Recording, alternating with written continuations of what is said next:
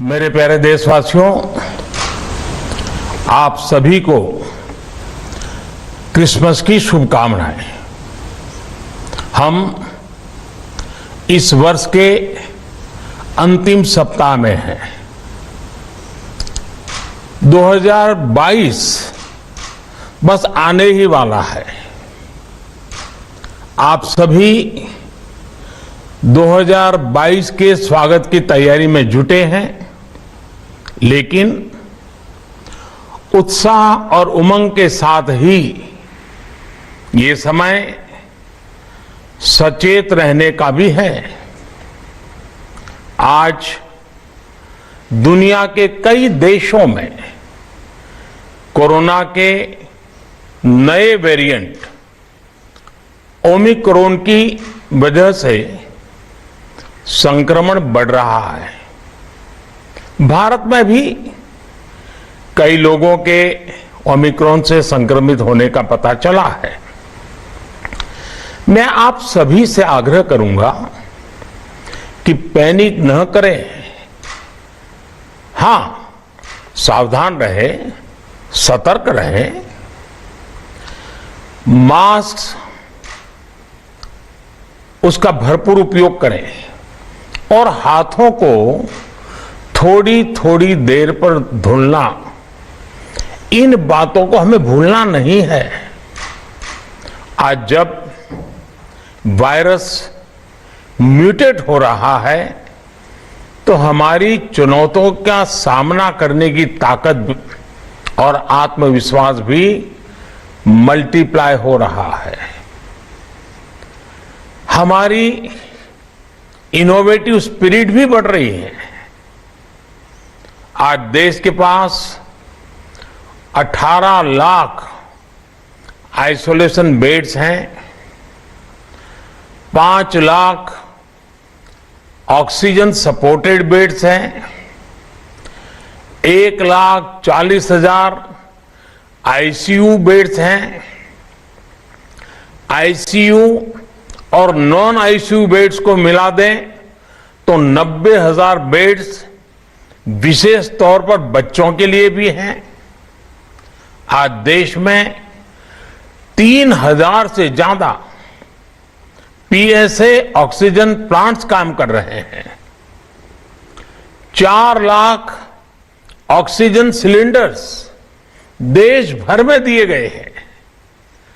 राज्यों को जरूरी दवाओं की बफर डोज तैयार करने में सहायता की जा रही है। उन्हें पर्याप्त टेस्टिंग किट्स भी मुहैया कराई जा रही है। साथियों, कोरोना वैश्विक महामारी से लड़ाई का अब तक का अनुभव यही बताता है कि व्यक्तिगत स्तर पर सभी दिशा निर्देशों का पालन कोरोना से मुकाबले का बहुत बड़ा हथियार है।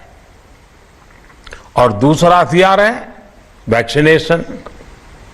हमारे देश ने भी इस बीमारी की गंभीरता को समझते हुए बहुत पहले वैक्सीन निर्माण पर मिशन मोड में काम करना शुरू कर दिया था।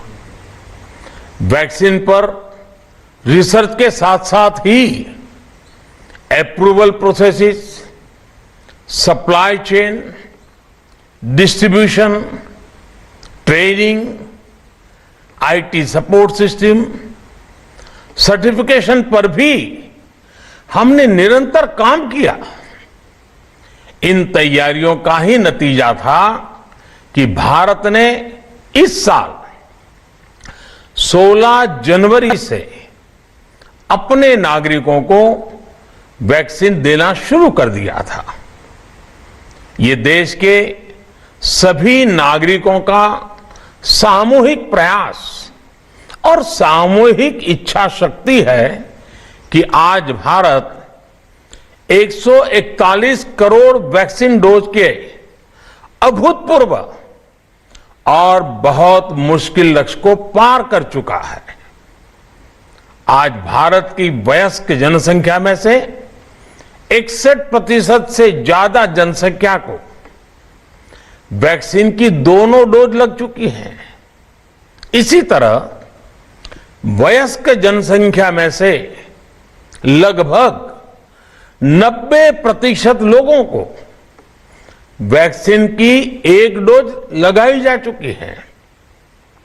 आज हर भारतवासी इस बात पर गर्व करेगा कि हमने दुनिया का सबसे बड़ा, सबसे विस्तारित और कठिन भौगोलिक स्थितियों के बीच इतना सुरक्षित वैक्सीनेशन अभियान चलाया। कई राज्य और विशेष तौर से टूरिज्म की दृष्टि से महत्वपूर्ण राज्य जैसे गोवा, उत्तराखंड, हिमाचल जैसे राज्यों ने 100% सिंगल डोज वैक्सीनेशन का लक्ष्य हासिल कर लिया है। आज देश के दूर सुदूर गांवों में जब 100% वैक्सीनेशन की खबरें आती हैं तो मन को संतोष होता है। यह प्रमाण है हमारे हेल्थ सिस्टम की मजबूती का, हमारी टीम डिलीवरी का, हमारे हेल्थ केयर वर्कर्स के डेडिकेशन और कमिटमेंट का, और देश के सामान्य मानवी के अनुशासन और विज्ञान में उनके विश्वास का। हमारे देश में जल्दी ही नेजल वैक्सीन और दुनिया की पहली डीएनए वैक्सीन भी शुरू होगी। साथियों, कोरोना के खिलाफ भारत की लड़ाई शुरू से ही वैज्ञानिक सिद्धांतों, वैज्ञानिक परामर्श और वैज्ञानिक पद्धति पर आधारित रही है। पिछले 11 महीने से देश में वैक्सीनेशन अभियान चल रहा है। देशवासी इसके लाभ भी महसूस कर रहे हैं। उनकी रोजमर्रा की जिंदगी सामान्य हो रही है। आर्थिक गतिविधियां भी दुनिया के कई देशों की तुलना में उत्साहजनक रही हैं। लेकिन साथियों, हम सभी जानते हैं कि कोरोना अभी गया नहीं है। ऐसे में सतर्कता बहुत जरूरी है। देश को सुरक्षित रखने के लिए, देशवासियों को सुरक्षित रखने के लिए हमने निरंतर काम किया है। जब वैक्सीनेशन शुरू हुआ तो उसमें भी वैज्ञानिक सुझावों के आधार पर ही ये तय किया गया कि पहली डोज किसे देना शुरू किया जाए, पहली और दूसरी डोज में कितना अंतराल हो, स्वस्थ लोगों को कब वैक्सीन लगे, जिन्हें कोरोना हो चुका है उन्हें कब वैक्सीन लगे, और जो कोमॉर्बिडिटी से ग्रस्त हैं उन्हें कब वैक्सीन लगे। ऐसे निर्णय लगातार किए गए और ये परिस्थितियों को संभालने में काफी मददगार भी साबित हुए हैं।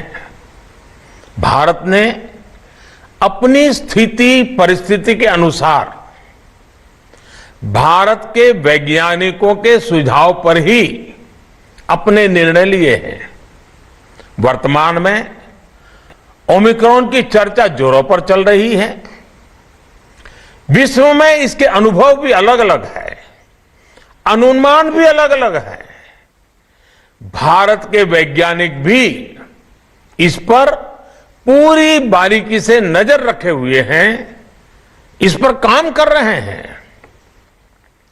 हमारे वैक्सीनेशन को आज जब 11 महीने पूरे हो चुके हैं तो सारी चीजों का वैज्ञानिकों ने जो अध्ययन किया है और विश्व भर के अनुभवों को देखते हुए आज कुछ निर्णय लिए गए हैं।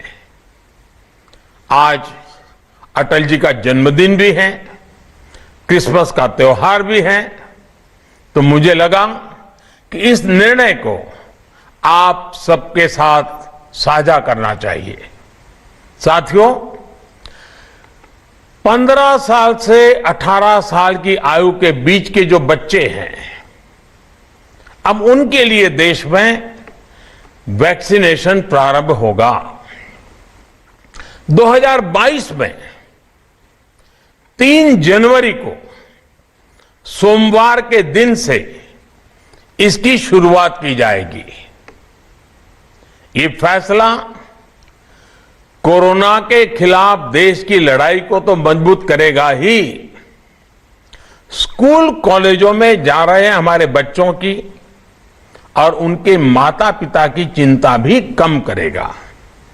साथियों, हम सबका अनुभव है कि जो कोरोना वॉरियर्स हैं, हेल्थ केयर और फ्रंटलाइन वर्कर्स हैं, इस लड़ाई में देश को सुरक्षित रखने में उनका बहुत बड़ा योगदान है।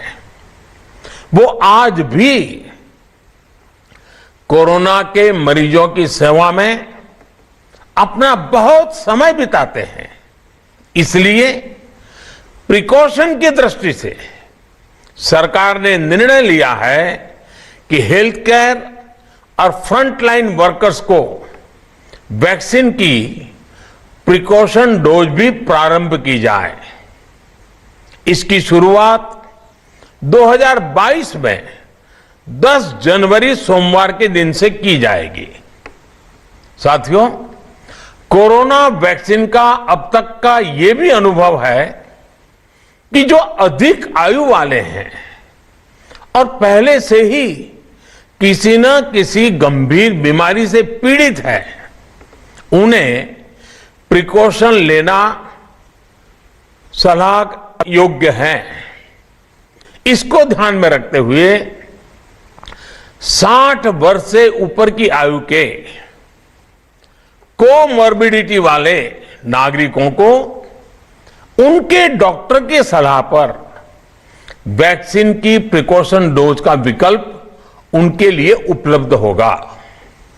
ये भी 10 जनवरी से प्रारंभ होगा। साथियों, मेरा एक आग्रह है कि अफवाह, भ्रम और डर पैदा करने के जो प्रयास चल रहे हैं, उनसे बचना चाहिए।